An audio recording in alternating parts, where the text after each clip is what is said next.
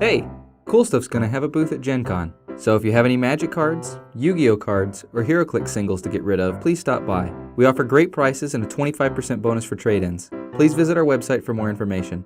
Thanks for watching, and now it's time for Judge's Corner.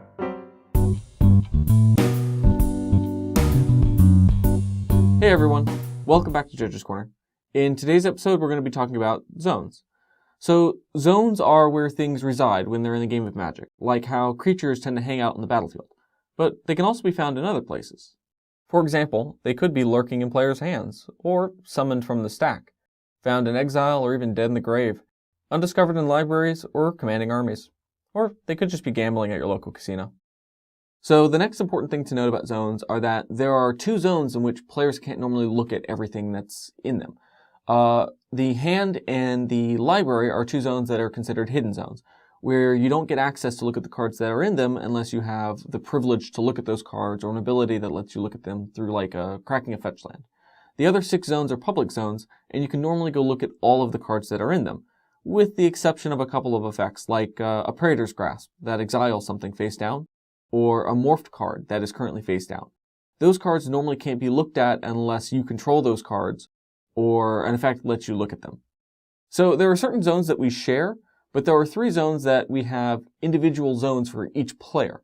Those are the hand, the library, and the graveyard. That's important to note for when things return things to those zones. When that happens, like an unsummon on a creature I control, it always returns to its owner's version of that zone, regardless of who controls it.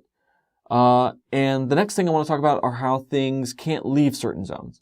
Like how a Vanguard or plane can never leave the command zone, or how an instant or sorcery can never enter the battlefield. There are certain things that can go in certain zones and move all around, but there are certain things that can never leave or never enter specific zones. Next, let's take a look at each zone a little more closely. So the first zone we're going to take a look at is the library, which is basically the deck of cards that you start with in a single face-down pile. You can't look at those cards or change the order of them unless you have something that allows you to do that, and the number of cards remaining in a library can be counted by anyone. If cards are all put on the top or the bottom of your library at the exact same time, they can be put in any order that the player who controls those cards wishes. For example, a terminus on a bunch of creatures on the battlefield. And the order does not need to be revealed to your opponent. Also, if the top card of your library is being revealed and you play something that changes it, the new card won't be revealed until that thing that changed it is fully cast. So, for example, let's say we have a Future Sight on the battlefield, and we play an Ancestral Recall off the top of our library. We won't get to see what the next card is on top of our library until that Ancestral Recall is 100% cast and waiting to be responded to. Also, it's worth noting that whenever you draw a card with Ancestral Recall with a Future Sight on the battlefield, your opponent and every other player is going to be able to see each individual card that you draw. So the next zone is the hand. It's where cards you've drawn for the game wait to be cast, or where cards get bounced back to it. You start the game off by drawing 7 cards, and this is your hand. And you can have any number of cards in your hand at any time, but at the end of your turn, if you have more than 7 cards in your hand, during the cleanup step, you're going to have to discard down to 7. And finally, you can't look at your opponent's hand normally, but you can count how many cards are in it. So, the next zone is the battlefield, which is basically that big empty space between you and your opponent. It's where permanents go, and normally your stuff stays near you, but sometimes it can venture off into your opponent's territory, such as with auras or when you steal something. And whenever a permanent enters the battlefield, it becomes a new object and has no memory of its previous visit to the battlefield. The next zone is the graveyard, which is basically your discard pile, where dead or used up cards go.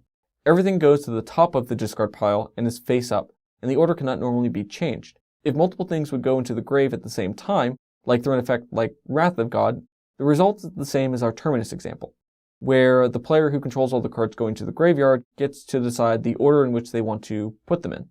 And players can examine their own or their opponent's graves at any time that they wish. The stack is the next zone I want to talk about, and this is where spells or abilities go, when we're waiting for them to resolve. Things like that sorcery you just played that's going to let you draw cards go on the stack, or triggered abilities that trigger when a creature enters play go on the stack. The stack is used to keep track of things that players have played and where they go when they're waiting to resolve. To learn more about the stack, watch one of our previous videos on the topic. So the exile is kind of like card purgatory. Sometimes things go there forever. Sometimes things go there for just a moment. And sometimes things escape. Unlike the deck, hand, and grave, Exiled cards don't have to remain in one pile, and are typically encouraged to be in corresponding piles based on their impact on the game or likeliness to return, such as things like Oblivion Ring, Path to Exile, or Aetherling. Some things are linked to things in exile, in the case of Isochron Scepter and its imprinted spell.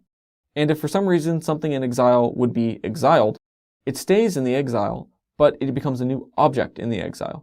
So if this were to happen on the imprinted card on Isochron Scepter, it would lose its imprint. The next zone I want to talk about is the command zone. This is a zone for extra stuff that has a wider impact on the game. Things like Vanguard cards, or Planechase cards, or emblems, all reside within the command zone. Also, generals for the format Commander also reside in the command zone, but they have a couple of special rules that only impact them. The last zone is a zone that players tend to forget about, the Ante-Zone. The Ante-Zone is where cards would go when you were following the old ante rules for Magic the Gathering, when you were gambling them against another player. Wizards of the Coast doesn't really support this format or rule any longer, so the zone doesn't really get used much anymore. And to avoid confusing players, I really don't want to discuss the ante or the Ante-Zone too much. If you feel like learning more about ante, go ahead and read up on it in the comprehensive rules. The next thing I want to take a look at are how things can become a different object. Let's take a look at a closer example of this.